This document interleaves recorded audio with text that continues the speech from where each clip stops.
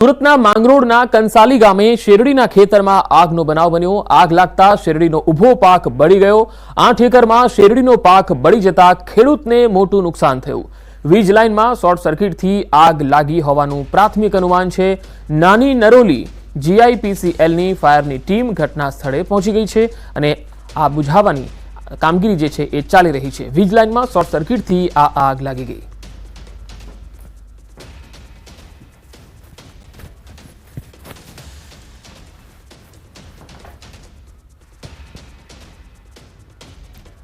અને હવે વાત ખખડધજ રસ્તાની।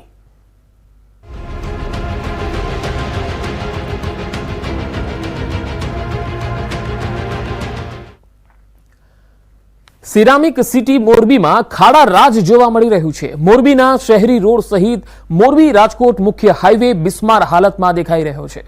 કચ્છ અને રાજકોટને જોડતા એકમાત્ર હાઈવેમાં મસમોટા ખાડાઓથી વાહન ચાલકો પરેશાન થઈ રહ્યા છે। રોડ બિસ્માર હાલતમાં હોવાથી વાહન ચાલકોને ગંતવ્ય સ્થળે પહોંચવામાં ખૂબ જ સમય લાગે છે। બીજી તરફ આ રોડ પર પડેલા ખાડાઓથી અવારનવાર અકસ્માતના બનાવો પણ બને છે। જર્જરિત હાઈવેથી અવારનવાર ટ્રાફિકની સમસ્યા પણ સર્જાય છે। બિસ્માર રોડથી અન્ય રાજ્ય અને વિવિધ દેશોમાંથી ટાઇલ્સ ઇન્ડસ્ટ્રીઝની મુલાકાતે આવતા લોકોમાં મોરબીની છબી ખરડાઈ રહી હોવાનું લોકોએ જણાવ્યું। લોકોએ સત્વરે રોડના સમારકામની માંગ કરી।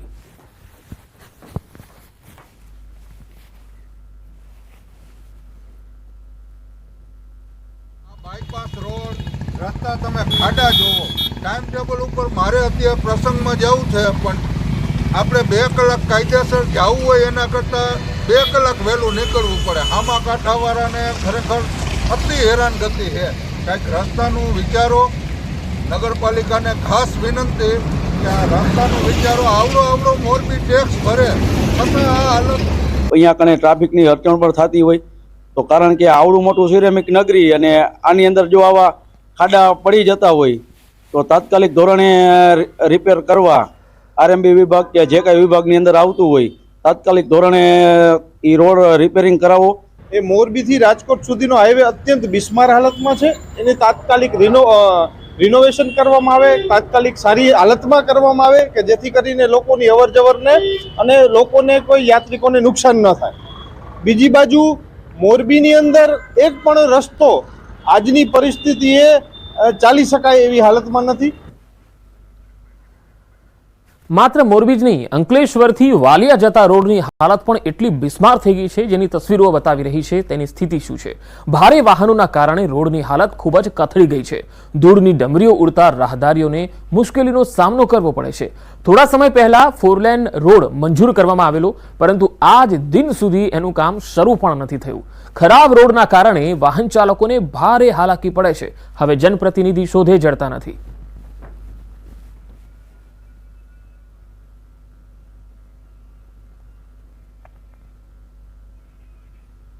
દહેજ થી નેત્રંગ સુધીનો રોડ 4 લેન જાહેર કર્યો હતો પણ આજ દિન સુધી 4 લેન નું કામ તો કોઈ દિવસ થયું જ નથી। 4 લેન તો ઠીક છે, 2 લેન જે રોડ છે તેના પણ સારા ઠેકાણા નથી। એટલા બધા ખાડા છે, એટલું બધું નબળી કામગીરી છે। રોડની ક્વોલિટી મજબૂતાઈ હોવી જોઈએ તે નથી। ભાવનગરમાં બોર તળાવ નજીક ધોબી સોસાયટી વિસ્તારમાંથી પસાર થતા વાહન ચાલકો છેલ્લા 9 મહિનાથી પરેશાન છે। રોડ પહોળો કરવા અને નવો બનાવવા મોટા ઉપાડે દબાણો તો દૂર કરાયા પરંતુ 9 મહિના બાદ પણ આજ દિન સુધી રોડનું સમારકામ શરૂ જ નથી થયું અને સ્થાનિકો દાવો કરી રહ્યા છે જેના કારણે સગવડતા વધવાના બદલે અગવડતા વધી છે। એક બાજુ ગઢેચી વડલાથી શાસ્ત્રીનગર સુધી ફ્લાયઓવરનું કામ સમય મર્યાદામાં પૂર્ણ થયા પછી ગોકળ ગતિએ ચાલી રહ્યું છે ત્યારે એ ટ્રાફિક આ રસ્તે ડાયવર્ટ કરવામાં આવ્યો છે। મોટી સંખ્યામાં અહીંથી વાહનો પસાર થતા ધૂળની ડમરીઓ ઉડી રહી છે જેના કારણે સ્થાનિકોને પણ ભારે હાલાકીનો સામનો કરવો પડે છે। આ ઉપરાંત રોડમાં દબાણો દૂર કર્યા પછી મસમોટા ખાડા જેમના તેમ દેખાઈ રહ્યા છે। રોડનું કામ ઝડપી શરૂ થાય તેવી લોકોની માંગ છે। રોડનું ડિમોલેશન આમ માનીએ તો 1 વર્ષ દિવસ પહેલાં ડિમોલેશન કરી નાખ્યું હતું અને આપને એવું લાગતું હતું કે તાત્કાલિક યુદ્ધના ધોરણે આ રોડની કામકાજ પૂરું થઈ જશે પણ કોઈ સંજોગ એવા આવ્યા કે રોડનું કામ થયું નહીં। ખાડા ખોદીને રહ્યા થતા હતા। હાલમાં હવે થોડું ઘણું રોડનું કામ શરૂ કર્યું પણ ભરતી ભરીને રહ્યા જાય છે। તો અમારે સરકાર પાસે એવી માંગણી છે કે જે મકસદી આ પ્રજાના હિત માટે તમે જે રોડ કાઢ્યો છે તો તાત્કાલિક યુદ્ધના ધોરણે આ રોડનું કામકાજ પૂરું કરે એવી અમારી આ રજૂઆત છે. અત્યારે રોડનો જે ROW છે ટોટલ 18 મીટર, એનો અમે ડિવાઈડર 2 લેન રોડ હવે પેવર કરવાનું કામનું DPR બની ગયું છે અને એમાં એક માઇનોર બ્રિજ બનાવવાનો છે. રોડ કલવટ જે ગઢેચી છે એનું રોડ કલવટ બનાવવાનું છે, એનો DPR બની ગયો છે. એટલે ટૂંક સમયમાં એની ટેન્ડરિંગ પ્રક્રિયા કરી અને આ રોડને ડિવાઈડર સાથેનો 4 લેન રોડ કરવાનું આયોજન હાથ ઉપર લીધેલ છે. સુરતમાં કોઝવેને સંલગ્ન એપ્રોનનું RCC સ્ટ્રક્ચરનું માત્ર 2 જ વર્ષની અંદર ધોવાણ થઈ ગયું. પ્રજાના પૈસે બનેલ RCC સ્ટ્રક્ચરનું સંપૂર્ણ ધોવાણ થઈ જતા કામગીરી સામે સવાલ ઉઠી રહ્યા છે. એપ્રોન RCC સ્ટ્રક્ચર પાછળ 17.86 કરોડનો ખર્ચ કરાયો. હવે ચોમાસા દરમિયાન એપ્રોન RCC સ્ટ્રક્ચરનું સંપૂર્ણ ધોવાણ થઈ જતા અનેક સવાલ ઉદ્ભવી રહ્યા છે. વર્ષ 2022માં બનાવવામાં આવેલ RCC સ્ટ્રક્ચરના ટુકડા થયા. સ્ટ્રક્ચરમાંથી સળિયા પણ બહાર આવી ગયા હોય તેવું દેખાઈ રહ્યું છે. આ સ્ટ્રક્ચરના ધોવાણ અંગે પાલિકાના હાઇડ્રોલિક વિભાગ દ્વારા ટેકનિકલ નિષ્કર્ષ કાઢ્યા બાદ જવાબ અપાશે અને કાર્યવાહી કરાશે એવું જણાવી રહ્યા છે.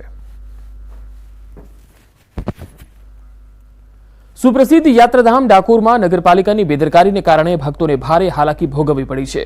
મંદિરના મુખ્ય માર્ગ પર આવેલા કંકુ દરવાજા પાસે ગટરના ગંદા પાણી નદીની જેમ વહેતા જોવા મળ્યા. ગટરના ગંદા પાણીમાંથી ભક્તો ડાકોરના ઠાકોરના દર્શન માટે જવા મજબૂર છે. દુર્ગંધયુક્ત પાણી સમગ્ર વિસ્તારમાં વહેતા લોકોને ભારે હાલાકી વેઠવી પડે છે. નગરપાલિકા અહીંયા ઊંઘી રહી છે, ક્યારે જાગશે એ મોટો પ્રશ્ન છે.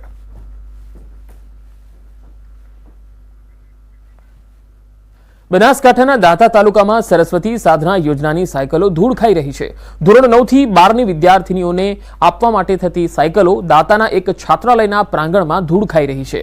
વરસાદી પાણી પડતા સાયકલો ઉપર કાટ પણ ચડી ગયો છે. આ સાયકલો જંગલી વેલાઓમાં વીંટાયેલી હાલતમાં છે. 2000 થી 2500 જેટલી આ સાયકલો છે. શાળા પ્રવેશોત્સવ 2023માં આપવા માટે લાવવામાં આવેલી, પરંતુ હાલમાં વર્ષ 2024 પણ પૂરું થવાના આરે છે, છતાંય આ સાયકલોનું વિતરણ થઈ શક્યું નથી. ત્યારે લાખોની કિંમતની આ સાયકલો ભંગાર થાય એ પહેલા તેનું વિતરણ લાભાર્થીઓને થાય એવી માંગ છે.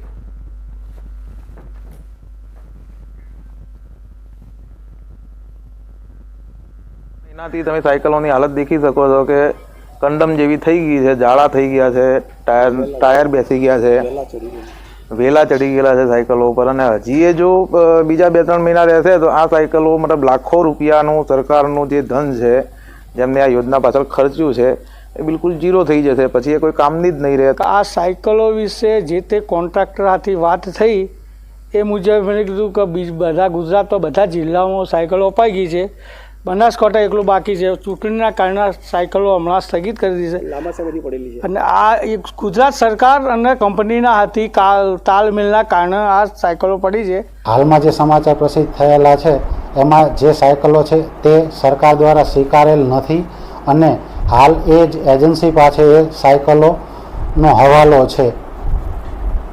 સરકાર વહેલી તકે આ બાબતે પોઝિટિવ છે અને વહેલામાં વહેલે કન્યાઓને સાયકલ મળે એ બાબતે હકારાત્મક પણ છે. બનાસકાંઠા જિલ્લાનો દાંતા તાલુકો અતિ પછાત વિસ્તાર માનવામાં આવે છે અને આ પછાત વિસ્તારમાં સરસ્વતી સાધના યોજના અંતર્ગત જે બાળાઓ હોય છે ધોરણ 9 અને 10ની તે દૂરથી ચાલીને આવતી હોય છે. તેને ચાલીને ના આવવું પડે ને સરળતા અને સદુપયોગ થઈ શકે તે માટે સરસ્વતી સાધના યોજના હેઠળ જે સાયકલો આપવાની જે વાત છે તે આપણે બતાવી કે જે સાયકલો જે 1-2 નહીં પણ હજારોની સંખ્યામાં જે સાયકલો જે છે એ સાયકલો ધૂળ ખાધી પડી રહેલી છે. ને આ જે છે જે સાયકલો પડી રહેલી છે એના અંદર વેલા ઉગી ગયા છે, ઝાડ ઉગી ગયા છે, કાટ ખાઈ ગયેલી છે. એના ઉપર સાયકલ ઉપર પણ લખેલું છે કે પ્રવેશોત્સવ 2023નું લખેલું છે અને હાલ 24 ચાલી રહ્યો છે અને 24 પણ હવે પૂર્ણ થવા આવ્યું છે અને 25 શરૂ થવા જઈ રહ્યું છે. ત્યારે ચોક્કસપણે કહી શકાય છે કે હાલ તબક્કે જે રીતે આ કાટ ખાયેલી સાયકલો જે પડી છે એ જો હજી લાંબો સમય પડી રહેશે તો સાવ કંડમ થઈ જશે અને સરકારના લાખો રૂપિયાની જે સાયકલો છે એ સાવ કંડમ થઈ જશે અને ધૂળ ખાધી પડી રહેલી સાયકલનો કોઈ ઉપયોગ નહીં થઈ શકે. અને જેના કારણે રહીને એવું પણ માનવામાં આવે છે કે સમાજ કલ્યાણ વિભાગ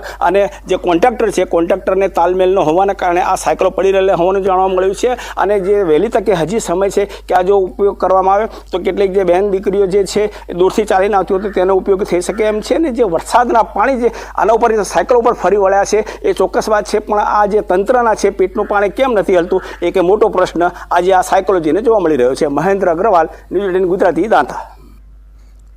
બનાસકાંઠાના દાંતા તાલુકામાં મહત્તમ વસ્તી આદિવાસીઓની છે અને આ વિસ્તારમાં વસતા આદિવાસી લોકો માટે સરકાર દ્વારા વિવિધ યોજનાઓ લાગુ કરવામાં આવી છે. ખાસ કરી મહિલા અને બાળકોને કુપોષણ મુક્ત રાખવા માટે પોષણક્ષમ આહાર આપવામાં આવે છે. તેમને અપાતી ખાદ્ય સામગ્રીની ગુણવત્તા અંગે તપાસ હાથ ધરવામાં આવી.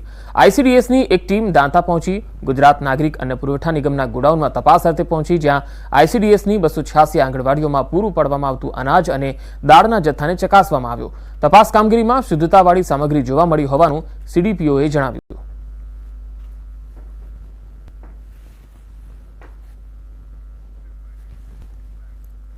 રખડતા ઢોર મુદ્દે ગુજરાત હાઈકોર્ટની ફટકાર બાદ પણ રાજ્યમાં હજુ રખડતા ઢોરનો ત્રાસ તો છે જ અને ભાવનગર શહેરમાં પણ રખડતા ઢોરના ત્રાસથી લોકો અને વાહન ચાલકો ત્રાહિમામ થઈ ગયા છે.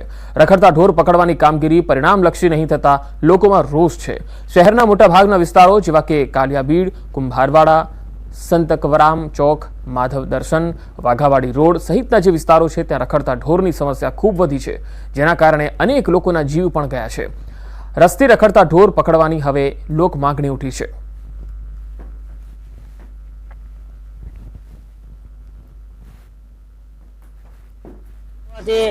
કેટલા એક્સિડન્ટો થાય છે.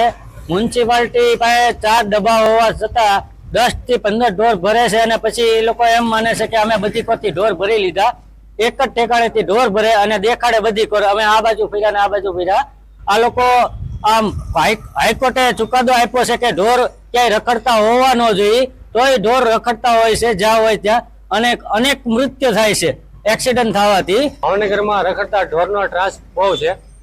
આમાં તંત્ર કાંઈ પગલાં લેતું નથી અને ભાવનગરમાં મહાનગરપાલિકાએ 4 ડબ્બા બનાવ્યા છે, એમાં એ કાંઈ ઓપ્શન લેતું નથી અને રોજ કાંઈક ને કાંઈક નવી ઘટના બનતી છે. કોકને કાંઈ ગાયું કે ખૂટિયા કે વગેરે એક કોકને ઉડાડતું રહેતું એને એક્સિડન્ટથી મૃત્યુ પામતા હોય છે. એની માટે સરકારને એવી ગુજારિશ છે કે આના ઉપર પગલાં લે. તો આ મુદ્દે મનપાના આસિસ્ટન્ટ કમિશનરનું કહેવું છે કે અગાઉ રખડતા ઢોર પકડવાનો કોન્ટ્રાક્ટ એજન્સીને આપવામાં આવ્યો હતો. તે એજન્સીએ કામ શરૂ જ નહીં કરતા મહાનગરપાલિકાની ટીમ હાલ રખડતા ઢોર પકડવાની કામગીરી કરી રહી છે. એજન્સીના સંચાલકે બીમારી સબબ હજુ સુધી કામગીરી શરૂ કરી નથી, જેથી તેને નોટિસો આપવામાં આવી હતી. આગામી દિવસોમાં છેલ્લી નોટિસ આપીને રૂબરૂ બોલાવવામાં આવશે અને ત્યારબાદ આગળની કાર્યવાહી થશે. મનપાની ટીમ દ્વારા દરરોજ 10 થી 15 ઢોર પકડવામાં આવે છે અને ઢોરને ડબ્બામાં પૂરવામાં આવે છે. એજન્સી દ્વારા થોડા દિવસમાં કામગીરી શરૂ કરવામાં આવશે તેવો દાવો કરાયો છે. ઢોર પકડવાની કામગીરી જે અમે કોન્ટ્રાક્ટ મારફત કરાવવા માટે ટેન્ડર કરેલું હતું, એમાં એજન્સીને વર્ક ઓર્ડર આપેલ, પરંતુ મેડિકલ રીઝનને કારણે એને કામગીરી શરૂ કરેલ ન હોવાથી અમે એને નોટિસ ફટકારી છે અને જો કામગીરી નહીં કરે તો ભવિષ્યમાં જે કાયદાકીય પગલાં લેવાના થતા હોય એ લેવામાં આવશે. એ ઉપરાંત જે પશુ માલિકો હોય એમને લાયસન્સ ઇસ્યુ કરવાની કામગીરી ચાલુ છે અને જે પશુ માલિકોને પશુ હોય એમને RFID ટેગિંગ કરવાની પણ કામગીરી ચાલુ છે. રાજ્ય સરકાર દ્વારા ખેડૂતોની જણસ ટેકાના ભાવે ખરીદી કરવાનો શુભારંભ મુખ્યમંત્રી દ્વારા કરવામાં આવ્યો છે, જેમાં બોટાદ તાલુકા ખરીદ વેચાણ સંઘ દ્વારા બોટાદ માર્કેટિંગ યાર્ડ ખાતે ટેકાના ભાવે જણસ ખરીદી શરૂ કરવામાં આવી, જેમાં મગફળી, સોયાબીન, અડદ અને મગની ટેકાના ભાવે ખરીદી શરૂ કરાઈ. મગફળીનું વાવેતર બોટાદ જિલ્લામાં સારું થાય છે, ત્યારે 1700 જેટલા ખેડૂતો દ્વારા ટેકાના ભાવે વેચાણ કરવા રજીસ્ટ્રેશન કરાવાયું હતું. ટેકાના ભાવમાં મગફળી 1356 રૂપિયા 20 કિલોના મળી રહ્યા છે, જ્યારે ખુલ્લા બજારમાં 900 થી 1000 રૂપિયાનો ભાવ મળી રહ્યો છે. ખેડૂતોને 300 થી 400 રૂપિયાનો 20 કિલોમાં ફાયદો થઈ રહ્યો છે, જેથી ખેડૂતો ટેકાના ભાવે તેમની જણસ વેચી રહ્યા છે. ખેડૂતોમાં પણ ફાયદાને લઈને ખુશી છે.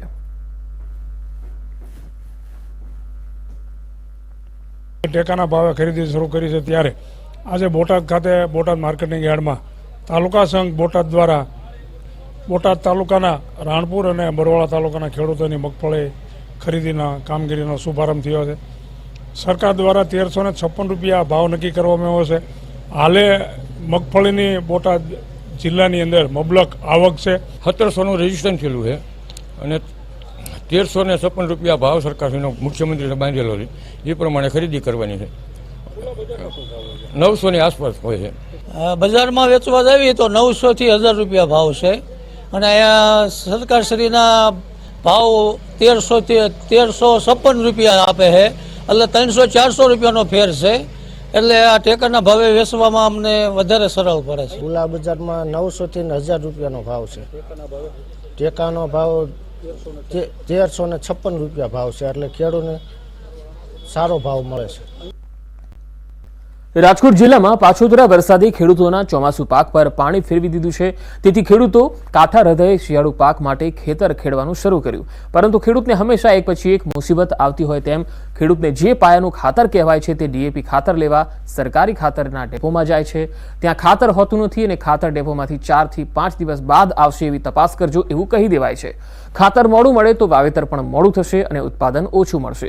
ખેડૂતને ચારે બાજુથી મુશ્કેલી છે. બીજી તરફ ખેડૂતોનો આરોપ છે કે આ ખાતરની અછત છે એવું જાણી જોઈને કહેવાઈ રહ્યું છે કે ખરેખર ખાતરની અછત છે કે કેમ એની તપાસ થવી જોઈએ. સ્થિતિ ગમે તે હોય પરંતુ અંતમાં મુસીબત તો જગતના તાત પર જ આવે છે. ખેડૂતોને જે અતિવૃષ્ટિના કારણે ચોમાસુ પાક નિષ્ફળ ગયા છે, મગફળી, કપાસ, સોયાબીન જેવા પાકો નિષ્ફળ ગયા છે અને ખેડૂતોને અત્યારે નવું વાવેતર કરવું છે શિયાળુ પાકમાં, તો જમીન અત્યારે ખેડીને તૈયાર છે, તો ખેડૂતોને અત્યારે ખાતર ડીએપી કે એનપી એકેય ખાતર મળતું નથી. અને જ્યારે આપણે ડેપોમાં જાય છે ત્યારે એમ કહે છે કે તપાસ કરજો, બેદી કેડે આવશે, આવકમાં છે, ખાતર અત્યારે છે નહીં. બેદી કેડે પાછા જાય તો કે ખાતર છે નહીં, તપાસ કરજો. હવે ખેડૂતો કામ કરે એનું કે ધક્કા ખાય ખાતર માટે લાઈનમાં ઉભા રહીએ. અમારે તુવેરની અંદર પણ ખાતર નાખી પાણી આપવું છે. નવું વાવેતર ઘઉં વાવવા છે, ચણા વાવવા છે કે ગમે કોઈ પણ વાવેતર કરવું છે, અમને ખાતર નથી. અમે મંડળીએ જાય છીએ તો મંડળીએ જાય તો એમ કે ભાઈ તમે કાલ તપાસ કરજો, પરમદી તપાસ કરજો. અમે રોજ તપાસ કરી. ખાલી ધોરાજી ઉપલેટા નહીં, તમે અત્યારે બધી જગ્યાએ જોઈ લો, સરદારના ડેપોમાં ક્યાંય ડીએપી નથી. કારણ કે ઉપર જયારે સપ્લાય જ નથી તો અમે કઈ રીતે તમને આપી શકીએ? આવે એટલે અમે આપશું. અત્યારે જે રીતે મેં તમને કીધું કે થોડા દિવસમાં જયારે કાચો માલ આવે એટલે એની જયારે શિપમેન્ટ લાગે એ પછી સિક્કા પ્લાન્ટ ચાલુ થશે અને એની સપ્લાય જેમ બને જલ્દીથી જલ્દી હું કહીશ કે થાય. સૌરાષ્ટ્રમાં જે રીતે મેઘરાજાએ મેર કરી હતી અને જે તોફાની બેટિંગ હતી તેને લઈને સૌરાષ્ટ્રના અંદરમાં જે કેટલા ખેતરો છે, ખેતરો બરબાદ થઈ ગયા હતા અને ખેતરો પાણીથી બરતોડ થઈ ગયા હતા, તેને લઈને વાત કરીએ ધોરાજી પંથકના અંદરમાં હજારો વીઘા જમીનના અંદરમાં ધોવાણ થઈ ગયું હતું. તેને લઈને પાક છે તે પાક નિષ્ફળ ગયો હતો. અને હાલ વાત કરીએ ધોરાજીને જે પંથકની ખેડૂતોની, તો હાલત અત્યારે કફોડી છે. જે ખાતર છે ડીએપી ખાતર નથી મળી રહ્યો, તેને લઈને ખેતર છે ખાલી ખેડીને મૂકી દેવામાં આવ્યા છે. ખેડૂતો એવું કહી રહ્યા છે કે તાત્કાલિક ધોરણે સરકાર દ્વારા જો ખાતર આપવામાં આવે તો અમે પાક છે પાક નિષ્ફળ ન જાય. અને જે વાવેતર છે વાવેતર કરી શકીએ. પાકનો જે વાવેતર છે વાવેતર મોડો થશે એટલે ઉત્પાદન બી મોડો થશે. તેને લઈને ખેડૂતને નુકસાનીનો સામનો કરવો પડશે. ખેડૂતો એવું કહી રહ્યા છે તાત્કાલિક ધોરણે ખાતર છે ખાતર આપવામાં આવે તો તે જે પાકનો વાવેતર શિયાળુ પીજ છે, શિયાળુ પીજનું વાવેતર છે તે વાવેતર કરવામાં આવે તો ખેડૂતને કોઈ નુકસાનીનો સામનો ન કરવો પડે. મુનાફ બગાલી, વિજય ગુજરાતી, ધોરાજી. રાજકોટમાં ડુંગળીએ રડાવ્યા છે ગ્રાહકોને. રાજ્યમાં ડુંગળીના ભાવ આસમાને પહોંચતા ગૃહિણીઓનું બજેટ ખોરવાયું છે. 2 મહિના પહેલા 20 રૂપિયા કિલો વેચાતી ડુંગળી હાલમાં 60 થી 70 રૂપિયા કિલોના ભાવે વેચાઈ રહી છે. ન્યૂઝ 18ની ટીમે શાક માર્કેટમાં જઈ વેપારીઓ અને ગ્રાહકોની વ્યથા જાણી. વધુ વરસાદને કારણે ડુંગળીનો પાક બગડી ગયો હોવાનું વેપારીઓએ જણાવ્યું. બીજી તરફ ડુંગળીના ભાવ વધતા ગૃહિણીઓ મુશ્કેલીમાં મુકાઈ. પહેલા કરતા ડુંગળી ઓછી ખરીદી કરી રહ્યાનું મહિલાઓએ જણાવ્યું.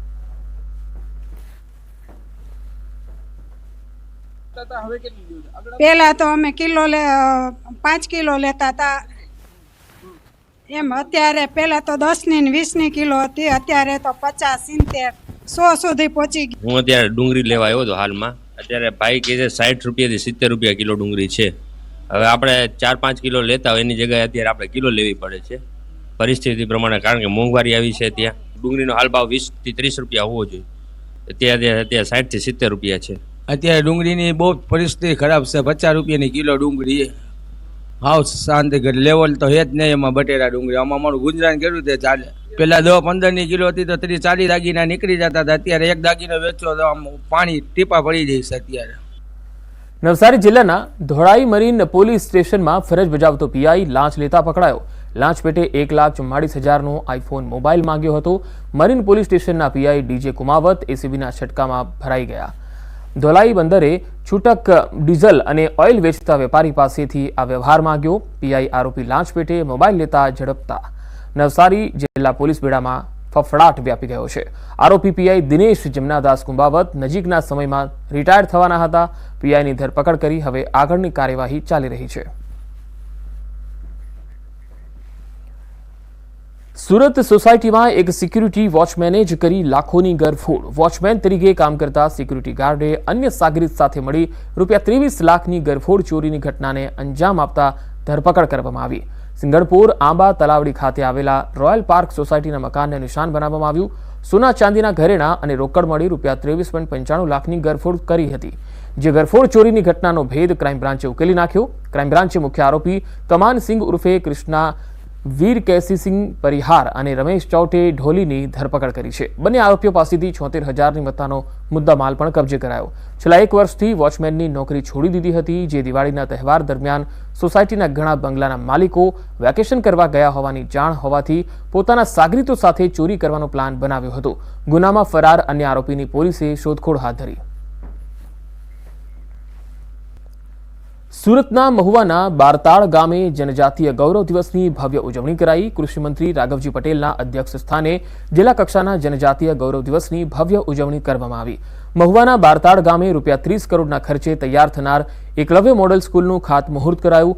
સાથે કૃષિમંત્રીએ સ્વાતંત્ર્ય સંગ્રામના જનનાયક ભગવાન બિરસા મુંડાની 150મી જન્મ જયંતિની ઉજવણી કરવામાં આવી. આ પ્રસંગે વિવિધ પદાધિકારીઓ અને મોટી સંખ્યામાં ગ્રામજનો ઉપસ્થિત રહ્યા. શૈક્ષણિક સંકુલ બનવાથી સ્થાનિક વિદ્યાર્થીઓને અભ્યાસમાં મોટો ફાયદો થશે.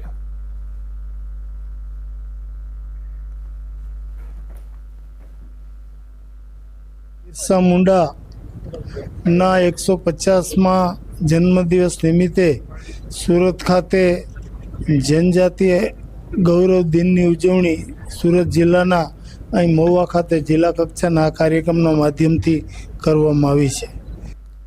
બનાસકાંઠામાં ધાનેરા રબારી સમાજના સંમેલનમાં પૂર્વ ધારાસભ્ય ગોવા રબારીએ યુવાનોને સ્ટેજ પરથી વ્યસનથી દૂર રહેવાનો સંદેશ આપ્યો. તેમણે કહ્યું કે રસ અને સાંજવાળામાંથી બધા બહાર રહેજો.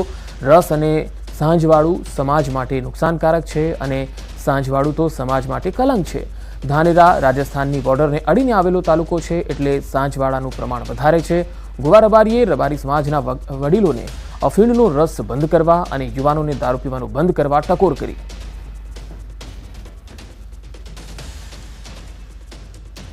ખૂબ જરૂરી છે. આ સમયની અંદર આ સમયની માંગ છે કે રસ ને હોજવાળું બે નુકસાન કરે છે મોટું, સમાજને કલંક લગાડે છે હોજવાળું તો, એટલે એમાંથી બધા નીકળી જજો.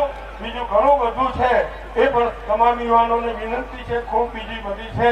બધા વડીલોનું માન રાખજો, મા બાપની ખૂબ સેવા કરજો. ધાનેરા ખૂબ દુઃખી થઈને મોટો થયેલો છે. 25 વર્ષ પહેલેની પરિસ્થિતિ કઈ જુદી હતી ધાનેરાની.